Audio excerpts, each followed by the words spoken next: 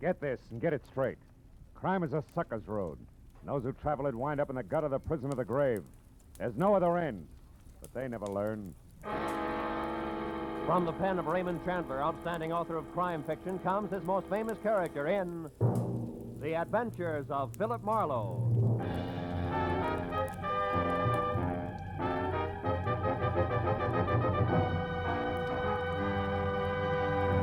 Now, with Gerald Mohr starred as Philip Marlowe, we bring you tonight's exciting story, The Dark Tunnel.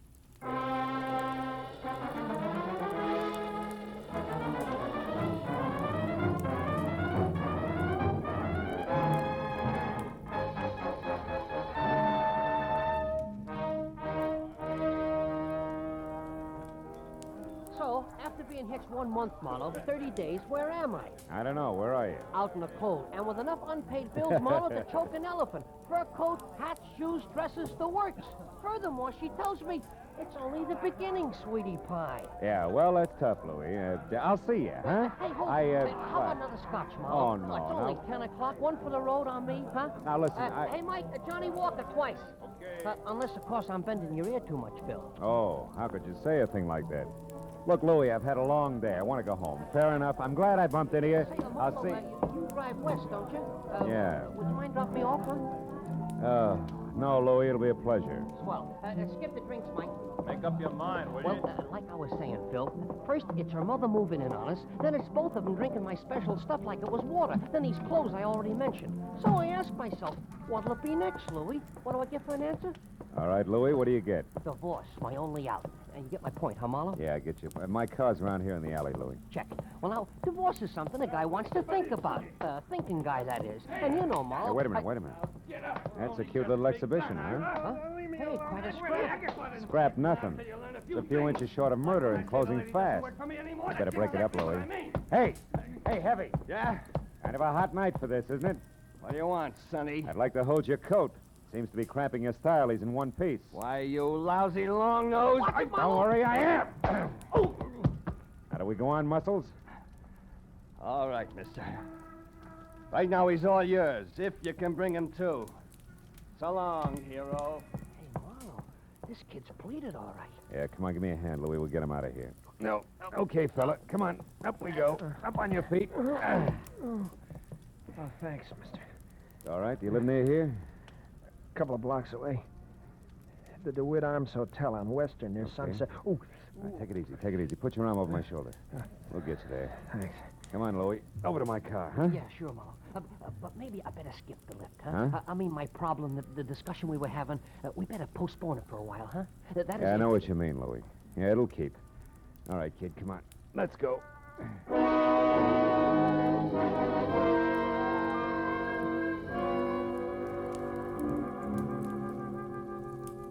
The DeWitt Arms on Western was one of those cheap stucco and neon sign little hotels where the lobby floor is threadbare carpet and cigarette butts. The furniture is chained in place, and there are always the usual number of John Smiths on the register. By the time we were there and in the dingy, cramped room, number 111, it was no bigger than a cell. I knew that the boy with the swollen face who leaned heavy on my shoulder was 25. Answered to Ira Clausen, and he knew that I was a private detective without a job on my hands. Then I began to learn a little more. That slick guy in the alley, Mr. Marlowe, his name's Link. Austin Link. He runs the New Blossom Dance Land on North Hoover. Well, what has he to do with this Julia Thayer? Well, I'm not sure. It was the last place she worked just before she dropped out of sight a month ago. I don't think I'll need this towel anymore. I feel pretty... Ooh, take it easy. You better stay on your back, kid. Oh, yeah. Anyhow, Mr. Marley, I went to the New Blossom Dance Land tonight to see if I could pick up any kind of a lead on Julia. Where she went or why, anything at all. And you found out what? In Austin Link's office, in a desk drawer, this newspaper clipping. Mm-hmm. It's a month old, like Julia's disappearance. But otherwise, it doesn't make any sense to me. It was stapled to this picture of Julia. Here. Guess it was used in an ad for the dance hall or something. Hey, she's a pretty girl, isn't she? That clipping, what's it all about? Well, I'll read it to you. You mind closing the window first, Mr. Marlowe? I think I'd rather have it hot in here. Yeah, I know I would. Every jerk thinks he's Valley. All right, go ahead, kid. The headline is Faye Patillo killed in car wreck, and then mystery surrounds death of famed gangland woman. Faye Patillo. Hollywood's glamorous first lady of crime in the rackets. Yeah. Says she was killed late last night when her car plunged from Lookout Mountain Road at a hairpin turn. However, the police are puzzled by the fact that although the 40-year-old redhead was in her own car, she was not found at the wheel but in the back seat where, according to the condition of the wreck, she could not have been thrown.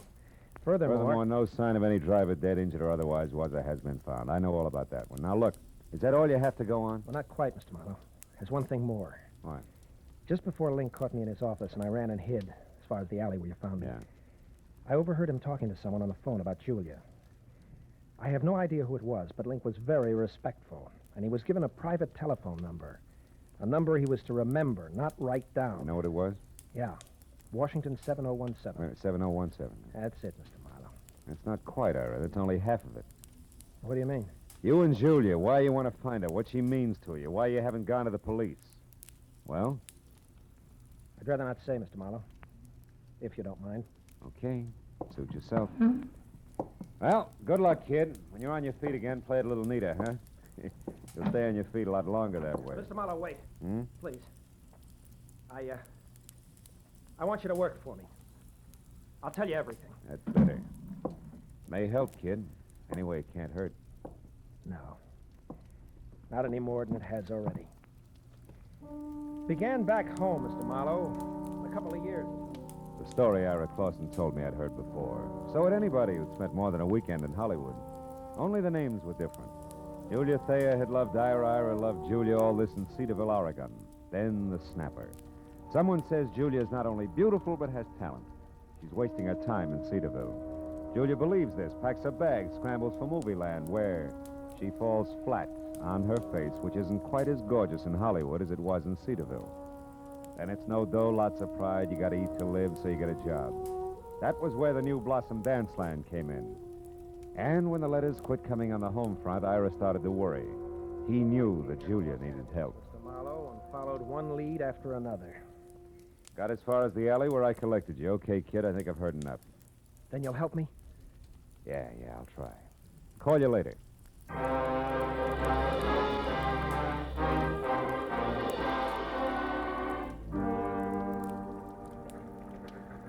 So, your problem's a phone number, huh, Marlowe? Washington, what was it? 7017. Hey, Callahan, that's a handy book. Newspapers need handy books, Marlowe. People clam up too much these days. I blame the movies myself. Hey, no such animal. It could be a new number, or didn't I mention that? You didn't? All right. We'll try the supplements. Get one from the phone company every month, like a bill. Let's see. Wallace, Washington, 5,000, 6, 7, 7,000. Yep, here it is. 7017. Good. Address 1622 Ramona Boulevard, which would be East L.A. and Industrial. Listings Southern City's warehouse. Ring a bell? A cannon. Southern City's warehouse is just one of the interest of L.A.'s answer to whatever became of the big bootleggers. I mean Joe Stapp, a very smooth, very nasty man. Yeah, this I've heard. Now tell me, Callahan, does he also happen to own the New Blossom Dance Land over on North Hoover? He does? Now you tell me, Phil. There's a story I could use here? Oh, no story. Uh-huh. You know, Marlowe, it's just like I said. People clam up. Too much these days. You're so right. Good night, Callahan.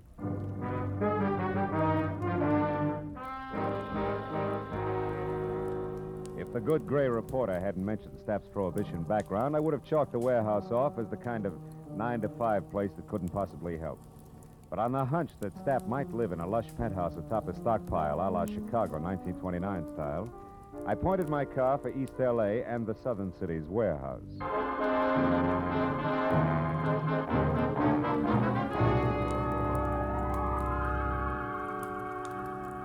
20 minutes later, when I was there and saw a step-down Hudson outside and soft light oozing over the edges of the roof, I didn't regret my move. Not at least until I'd found a flat metal door and had pushed the button attached there, too. Then I began to wonder because Aladdin himself couldn't have gotten a quicker response. Nor could his genie have been any more of a mountain than the item I drew. Out of a nearby shadow, not the door. Okay, Charlie, lay it out nice and neat. Who are you and what do you want? Joe Stapp. Name's Marlowe, occupation private detective, now you. The handle's pork. I work for Stapp. Hey, now wait a minute. What's it to you who I am? Shamus is close enough to cop the stink. And I'll beat it before I start thumping on your boy Wonder and turn you into something vest pocket size. Steady, Pork. Seems to be the trouble. Who are you, mister? His name's Marlowe, Mr. Stapp. He's a private... He'll answer for himself, Pork. Go ahead, Marlowe. What do you want with me? What's it about? Fay Patilio. Fay Patilio? Shut up, Pork. Fay Patilio is dead, Marlowe. So is conversation about her. Anything else? Yeah, something else. Girl who used to work over at the New Blossom Dance Land, Julia Thayer. Know where she is? Why she disappeared? No. And I don't care. Why should I? Because you used to go places with her. I've gone with 100 girls, Marlowe. Ah. Julia was no different, except for one thing. She gave me the brush. Well, good night, Marlowe. Sorry I couldn't have been more help. I won't be long, One Pork. more thing, Joe. You mind telling me who Julia dropped you for? Not at all. A pretty boy, Dean Cody. Julia thought he was better looking than a mink coat. Where can I find him? Can you throw that in? Surely. Forest Grove Cemetery, Marlowe. Oh? He was burned to death in an accident at some cottage, poor boy.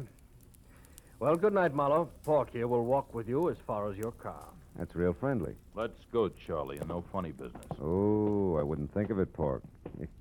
You got height, weight, reach, and artillery on me. Yeah, and I'll gladly use them all. That your buggy there? Yeah, that's it. Well, it's been a nice stroll, Porky. Charming. Just so it stays that way, Charlie, remember to keep away from here, huh? Here, the dance land, and the Silver Lake spot. The Silver Lake, huh? Yeah, Porky, I'll remember. Every word of it.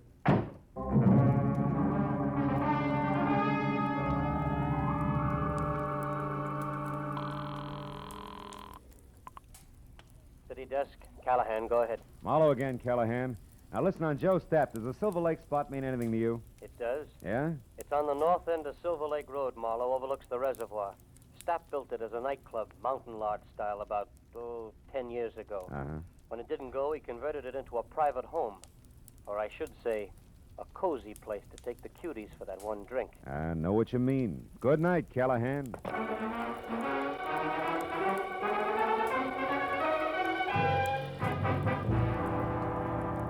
The Silver Lake Reservoir was only a mile off Lower Sunset Boulevard, but the setting could have been a street in Switzerland.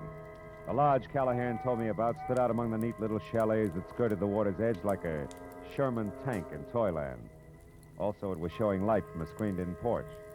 So when I was out of my car across a shaky rustic bridge that spanned the promise of a creek and moving up close, I didn't have any trouble spotting the girl I saw inside talking earnestly into a telephone as Julia Thayer, by build, size, and color of hair. About the face, I couldn't say. It wore a hat that sported enough veil and mosquito-proof twin beds. Oh, well, that's different. The tunnel. All right, I'll wait there. Yes, as soon as possible. Goodbye. Hello, Julia. Who are you? What do you want? Quite a bit, honey. But for a starter, let's say that I'm a private detective named Marlowe, working for a guy who's worried sick about you. Ira Clausen. Ira Clausen? Well, who's that? Yeah, well, I'm not sure, but maybe he's the world's greatest sucker. Now, let's level, baby. It's getting late for guessing games, huh? I'll pay it. Oh, what's the use? What do you want to know, Mr. Marlowe? Too much to chat about here. The owner's no friend of mine. Come on, we'll take my car. All right, whatever you say. I'm tired of running. Let's go. Will you take my arm, please? This down bridge scares me silly. Oh, sure. Just watch your heels on those loose planks, huh? You okay? Uh-huh.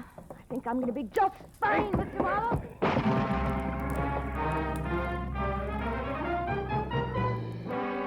It was all the lead she needed because by the time I'd crawled out of the inch-deep, inch-wide river and was back up on the road, Julia Thayer was in her car away fast as far as Sunset Boulevard. So I went to the phone back in the lodge and got through to my client at DeWitt Arms Hotel and brought him up to date in a hurry, including the latest question mark. The tunnel? Well, of course I've heard of it, Mr. Marlowe. Matter of fact, I've been there. Why? Well, it's where Julia's heading right now. Now, what's the location of it, Ira? Ira! I'm still here, Mr. Marlowe. Yeah.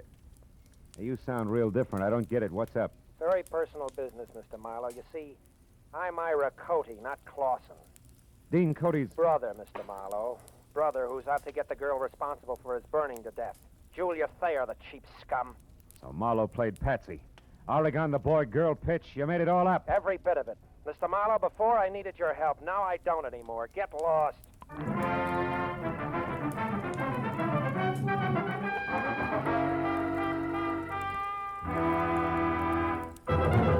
In just a moment, we will return to the second act of Philip Marlowe. But first, there will be 4 more amateur songwriters on hand, and one of them will sell his songs for nationwide plugging and distribution when Songs for Sale comes along tonight on most of these same CBS stations.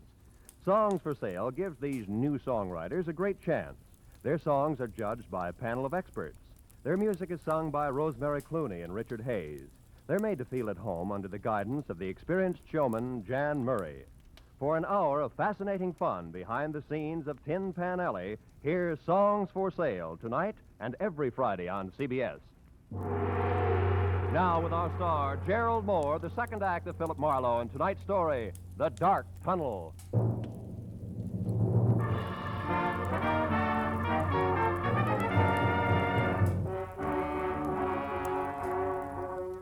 I stood there for a minute after Ira Cody hung up and tried to figure my next move, while the phone in my hand quietly buzzed sucker. A pair of haywire lives was scheduled for a smash-up, and I'd let myself get mixed up right in the middle. Now my only chance to do something about it was to find out fast what was meant by the tunnel. I started out of the place, but only got as far as the front door. You going somewheres, cutie? That rod makes you 6 feet taller, doesn't it, Porky, huh? I don't like you, Charlie. You played a dirty trick on me. Trick? What are you talking about? When I slipped and mentioned Silver Lake, it made Mr. Stapp mad at me, and I don't want Mr. Stapp mad at me. That I can understand. Now, look, you feel like talking this out? No. Oh, listen, you dumb ape. It's for your own good. Something's going to happen tonight that'll make your boss a lot madder than he is now. I'm the only one who... You're just trying to trick me again, but it won't work. Not this time. First, we lift your gun. Now, get going. We'll take your car. Porky, you're going to hate yourself for this in the morning when Stapp finds out. I doubt it. You see, Charlie, it's his idea. Now get going.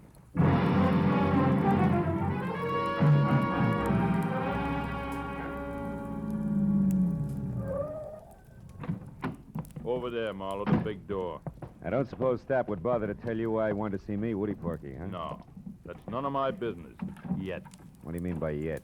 Oh, he might want you to tell him something you might not want to. Then it's my business, Charlie. Go on, open it up. That's enough. Inside. Well.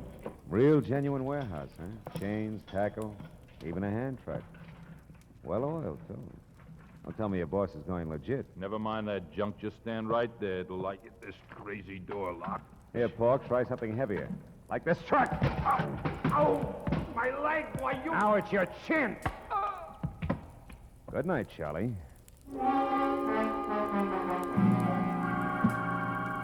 I fished my own gun out of Pork's pocket, tossed his .45 off in a dark corner, and rolled the Hulk himself out of sight behind a stack of crates.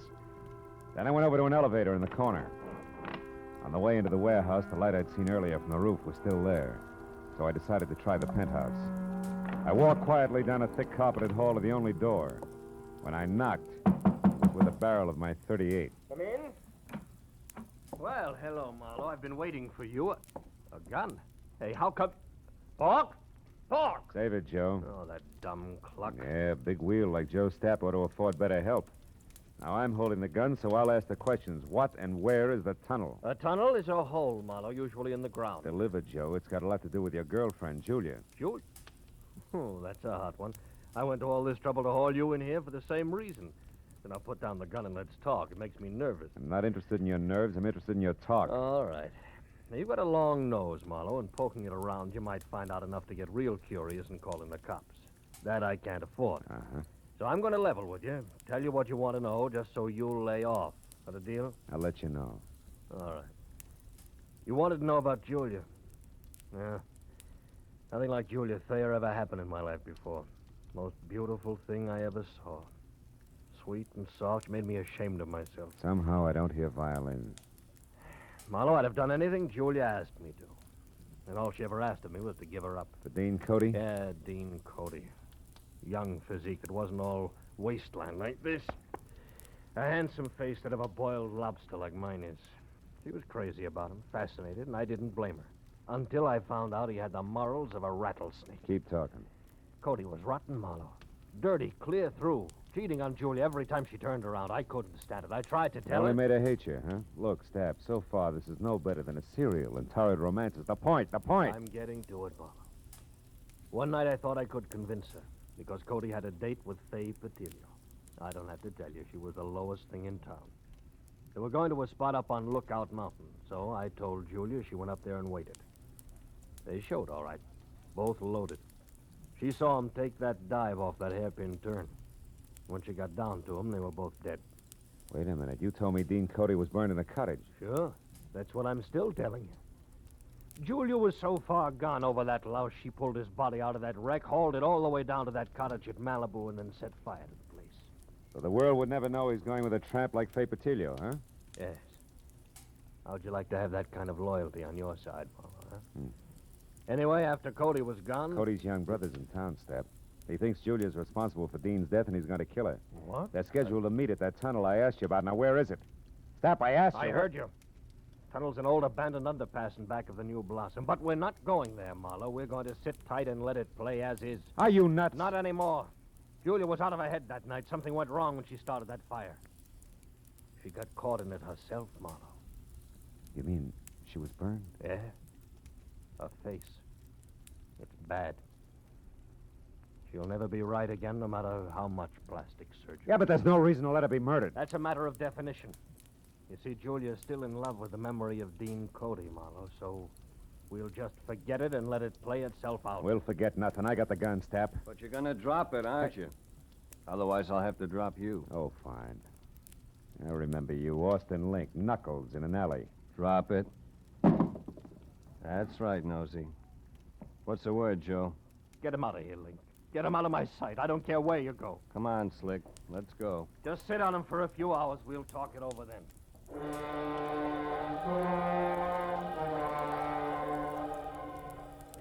Link was a professional. He stayed exactly far enough behind me to be always out of reach, but always close enough to keep me under control. All the way down in the elevator, I watched for a chance that never turned up. And as I rounded a corner and headed for the big door again, I glanced at the stack of crates. Pork had come, too. He was on his feet behind them, a heavy steel pulley block in one hand, his face a stupid mask of blind hate. He slammed the block at me with everything he had. I'll kill you! I dropped to the floor and heard the thing connect behind me. It had caught Link dead center. He fell like a bag of sand. Before Pork realized what had happened, I charged the stack of crates, threw my shoulder against it, made it to the door and out in one dash. My car was sitting where I'd left it. I heaved a sigh of relief and piled in.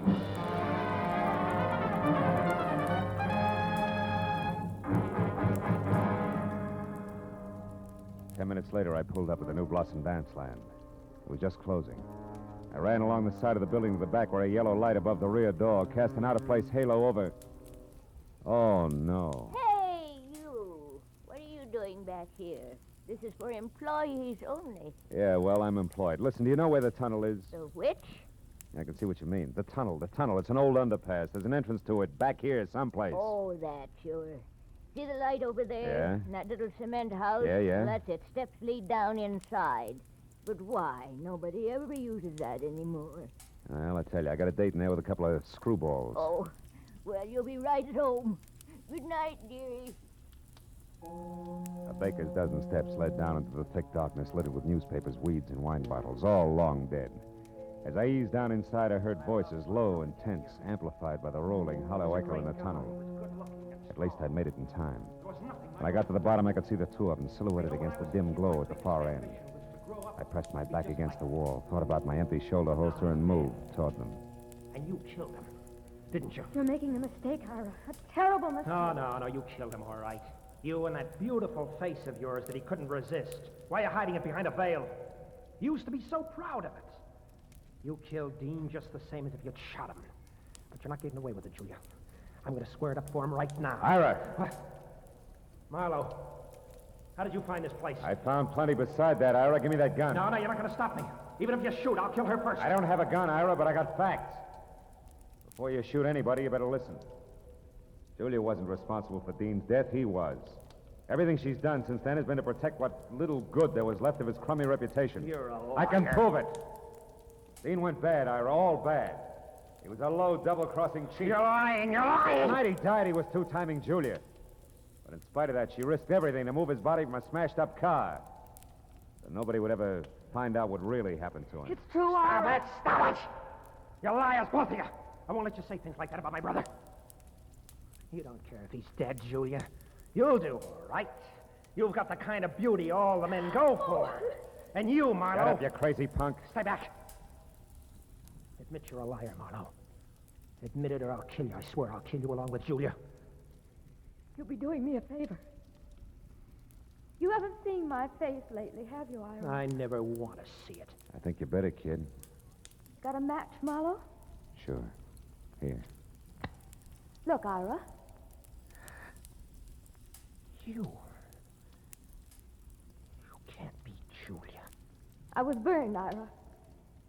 It happened to me when I tried to hide the kind of rotten trash that Dean had been mixed up with. And the only reason she did it was because she loved him, maybe more than you did. Now, come on, kid, let's have that gun.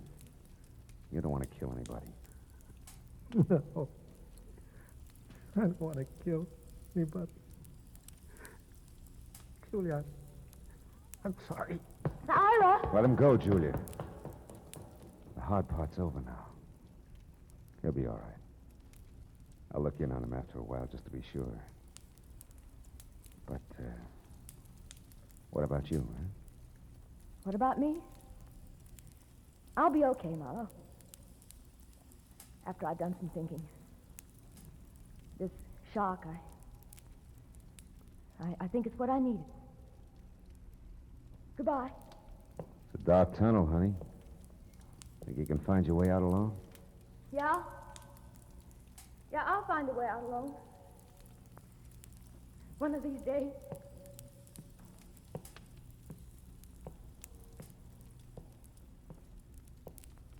She was gone. And I went back and climbed the stairs. Out of the tunnel and into the night again. As I drove slowly home, I thought of Julia. Alone in a dark, blind tunnel with no end to it. And then I thought of all the dark, blind tunnels that men stumble into. Tunnels of blind love and blind hate. Of blind submission that lets empty suits of armor conquer cities and men's minds. Tunnels of blind worry and blind greed, of blind ambition, of blind... But then I stopped because I was getting no place. Except into a blind alley.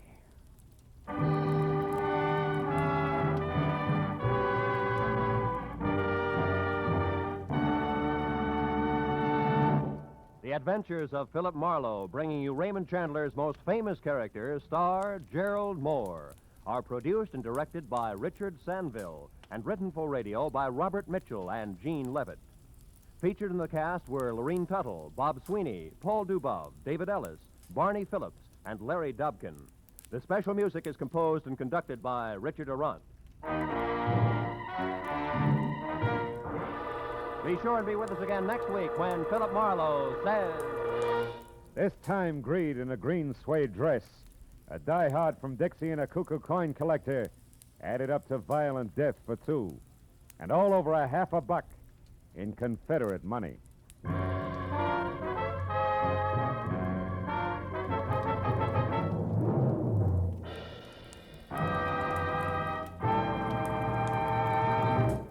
Every Friday night, CBS brings you stories taken from the files of parole boards of the 48 states. With only the names changed, these stories give in complete detail the events of a criminal's life up to the time he is up for parole. Then, before you hear the board's decision, you can make up your mind. Is this man ready to be set free? It's been hailed by press and public alike as an outstanding anti-crime show. And you can hear it now by staying tuned, because Up for Parole follows immediately on most of these same CBS stations. Roy Rowan speaking. This is CBS, where you play Sing It Again every Saturday night, the Columbia Broadcasting System.